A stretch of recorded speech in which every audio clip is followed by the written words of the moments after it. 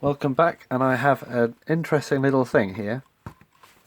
Now this, you zoom in because it's quite small, this, maybe not that much actually, is a little alarm clock, as you can see.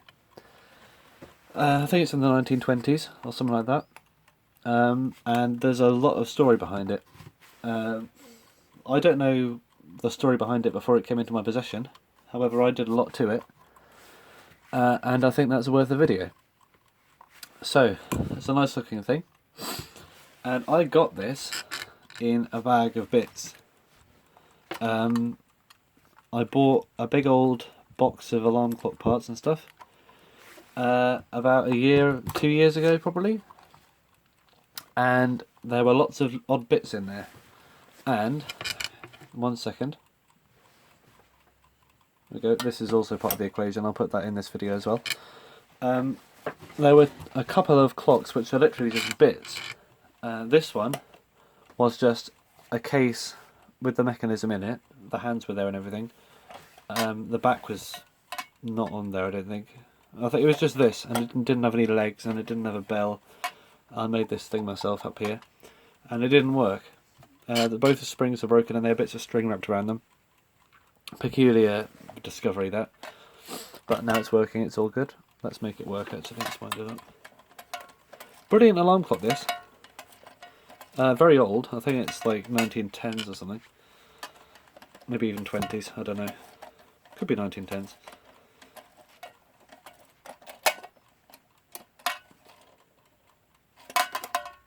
To give it a shake. There we go. Let's move the hand out of the way. You can see the second hand ticking. There we go. So this was just that. No glass. It was just literally this sort of drum with a clock in it. Completely unbranded. Had to use that German website, which I might link at some point. I'll do a whole video on that website. It deserves one, I think. I mean, not that my videos are like an award for things. I just think it's worth pointing out. And this is also in there. And this was this case, this purple case. And it was just chock full of... Someone had taken all the parts out of this mechanism and just stuffed them in there. And then just put the back on. And imagined it was all good. That was it, basically. These legs weren't on there. This bell wasn't on there. This thing wasn't in there. The winders weren't there. And all the bits were out of the mechanism all around the big box. And somehow I managed to cobble together this thing. And I think it's correct because I found another one on the internet sometime later which had the same feet, bell and everything. Just had a nickel rim instead of a brass one. I think this purple is not original. I think it would have been nickel, however I really like purple, my favourite colour. So I plastic coated over this, probably a bad idea, just to make sure the purple doesn't fall off on me.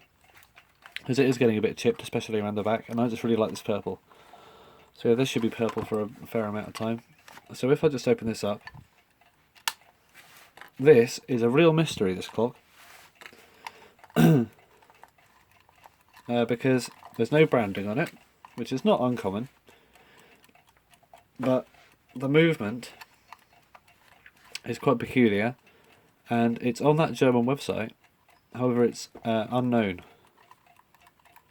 so they didn't know what it was, and it's one of these sort of very common little drum clocks. This one has an alarm with a bell on top. So yeah, here's the movement ticking. If you recognise this movement, let me know, and hopefully I can identify this sometime. I actually used this last night to wake me up, and it works very well. So yeah, it's a very good alarm clock. Does its job. Very compact, probably smaller, if you take the bell off, smaller than a Baby Ben. So probably, pretty advanced compactness for its time.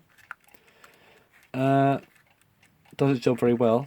Now the thing is, in that bag were all the parts to this except one, and the part that was missing was this. This is the alarm mainspring winding arbor and alarm great wheel, and that wasn't anywhere in sight.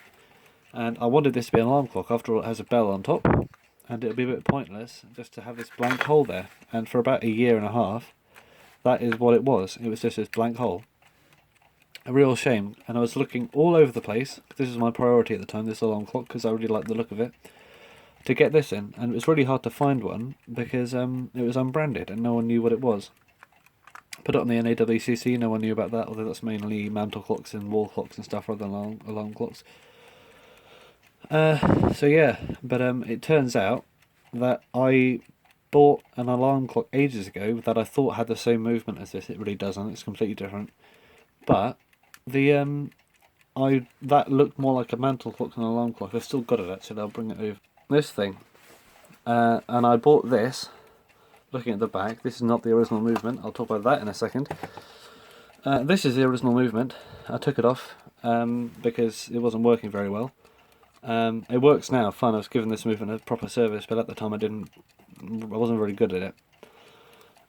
But this was an alarm clock. As you can see, I've blanked out the things with bits of tin can, so I don't attempt to wind something up that doesn't exist. And this was mounted on the back of it. And I can't remember why I didn't put this back on there, but it works fine now because I've retrofitted the hands onto this movement. And I bought a bunch of these movements off eBay. I think they're brand new, and they are very reliable Hauser Brothers movements, which kept very good time. And this would have had a little extra alarm hand behind there, which I never got on the thing right. It was dangling off when I got it, and I couldn't get it on there because it was all bent up aluminium, very thin. But anyway, that's that. So this movement, as you can see, there's no alarm in it anymore, was in there, and it took ages for me to notice that I couldn't put this movement in there, although I thought it would have been the same because the key arrangement is very similar. I thought it would be the same movement, but it wasn't. That arbor in there turned out to fit perfectly, and this was, this could be a mantle clock because it doesn't really look like an alarm clock if you ask me, whereas this has to be an alarm clock because it's got this bell on the top. So yeah, so I put that in there and pretty much retrofitted it in with the spring and everything, and I thought it was all going to work. It does fit very well. The problem was it wound in the opposite direction. And I couldn't just swap the spring over because the ratchet was facing the opposite direction. So, yeah, that was a big problem. So I didn't have one that worked. So what I had to do was I noticed, I don't think you can see it here, but I noticed that the alarm escape wheel, the one with the teeth all around it, had like symmetrical teeth, so that it wasn't like that, but they were literal triangles. So that meant I thought I could probably reverse the direction of the alarm, and that's what I did. And it took ages and ages to redo the what's it called? A little crutch type thing, verge, I guess, on the alarm hammer, because it was going in the opposite direction. It wouldn't work the other way. So had to reattach a new bit of brass, which I made up out of I don't know what. And put it on there, and now it works very well. It's a bit temperamental, the alarm, because of course it's literally made out of all kinds of stuff. However, it does work enough. I mean, like that, it just stopped. But it works enough to... There we go. It works enough to be called an alarm clock, I think. It does need further tuning, which I haven't really got around to yet, such as distance from the bell. I think it's hitting the bell too close. Maybe not. And I need to sort of file a very tiny bit down on the thing just to make sure it doesn't get jammed on the teeth at any point. However, we've got a working alarm clock now, and it works very well, apart from that little temperamental alarm bit, and that's that. And cobbled out of little bits. I'm pretty proud of it, I think. So yeah, that's that. Before I put those on, this was also part of it. This I could identify as a Thomas Ernst Haller AG alarm clock. Long story about what happened to that. I did a video series on it, I think. And they're both very good alarm clocks. But this one, very unusual, beveled glass and everything. Yeah, really nice looking thing. If anyone knows about this, or they got another one, I'll be very interested to see what you know about it. So yeah, thanks for watching. Nice purple alarm clock there.